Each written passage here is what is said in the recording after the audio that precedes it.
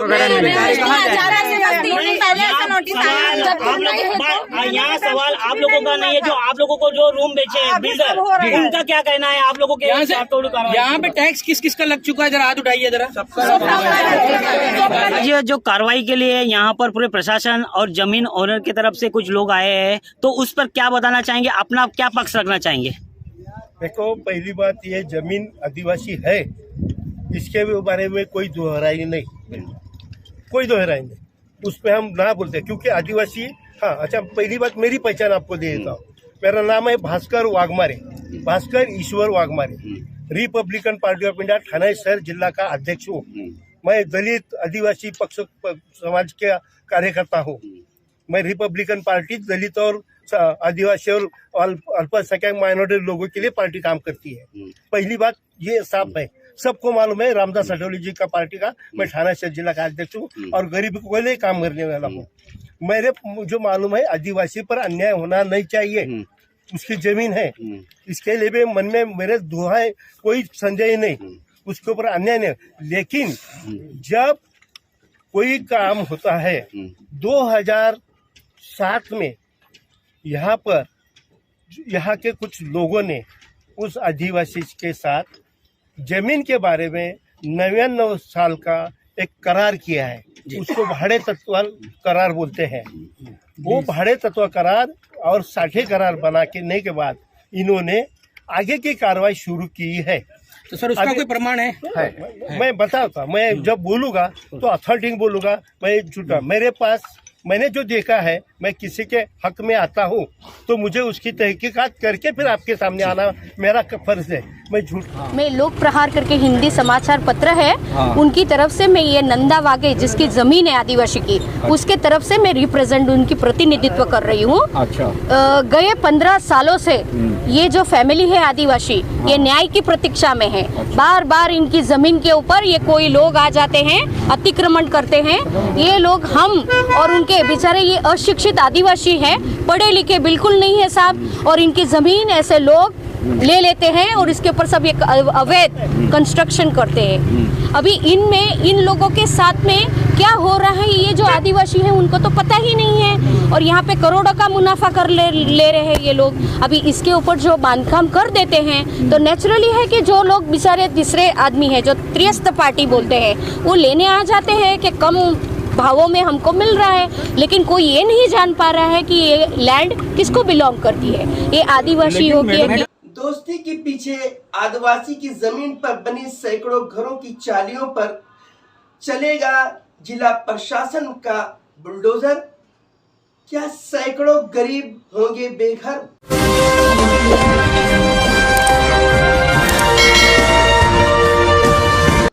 मैं सुल्तान रिजवी और आप देख रहे हैं DDS टीवी। दर्शकों, दोस्ती के पीछे खरडी इलाके में जो आदिवासी की जमीन है, वहां पर सैकड़ों घरों की चालियां बनाई गई हैं अवैध रूप से। अब इन चालियों पर कलेक्टर का हंटर पड़ने वाला है, वो इसलिए कि ये इलीगल तरीके से बनाई गई हैं। वहीं ये जमीन जो है वो आदिवासियों की है।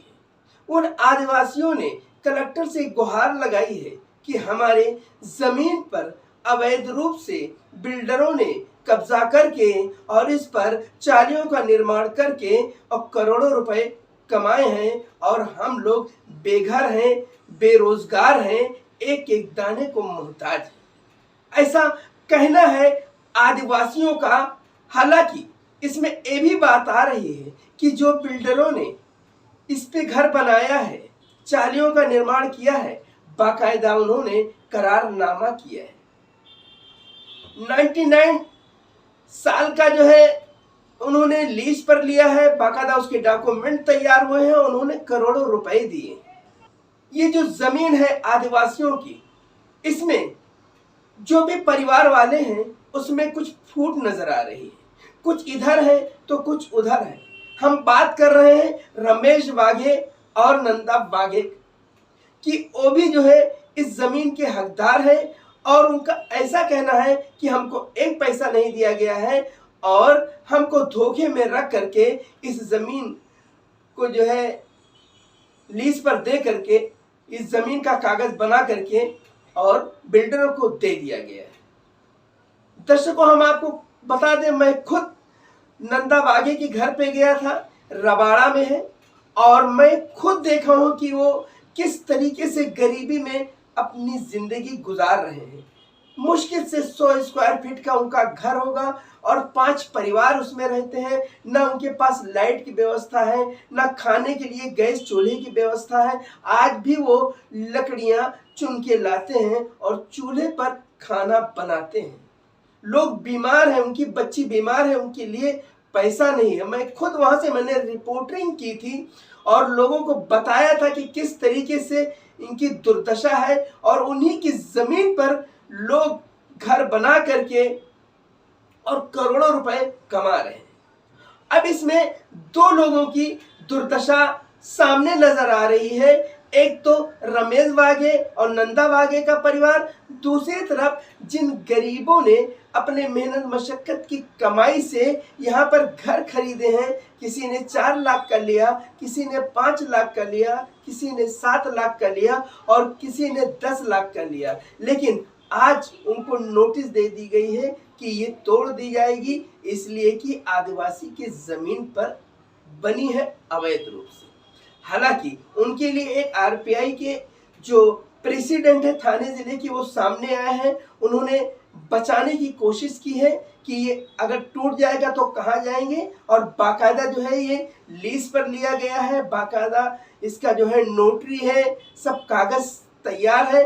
हालांकि तोड़ने के लिए आए थे, अभी कल की बात है, लेकिन उनको जो है मौका मांगा है उनसे जिला प्रशासन के जो अधिकारी आए थे, मंडल अधिकारी आए थे, जो कार्रवाई करने आए थे दोस्ती के पीछे जो चालियां बनी है उसको तोड़ने के लिए, तो उनसे 15 दिन का टाइम मांगा है कि हम कागज का जो हमारा करारनामा हुआ है, जो हमारे और आदिवासियों के बीच में कागज बना है, वो हम आपको दिखाएंगे, इतना टाइम आप दीजिए। खैर, उन्होंने एक मानवता को रखते हुए, मानवता को, इंसानियत को देखते हुए उन लोगों ने 15 दिन का टाइम दिया है। फिर इन चाली के जो रहवासी हैं, जो गरीब लोग हैं, उन्होंने राहत की सांस ली है, उम्मीद जाहिर की है कि हो सकता है हमारा आशियाना बच जाए।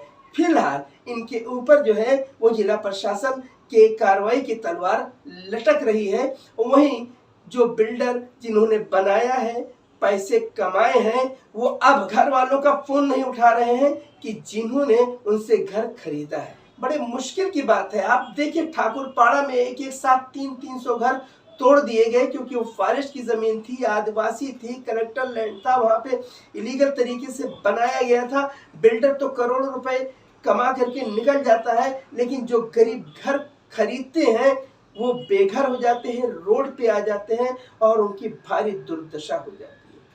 क्या दोस्ती के पीछे जो ये आशियाना है आदिवासी की जमीन पर, क्या ये बचेगा? इन रहवासियों को राहत मिलेगी या इस पर बुलडोजर चलेगा? अब तो खैर 15 दिन का इंतजार है, 15 दिन के बाद में बुलडोजर चलता है या ये बचता है। मैं सुल्तान रिजवी और आप देख रहे हैं TDS TV।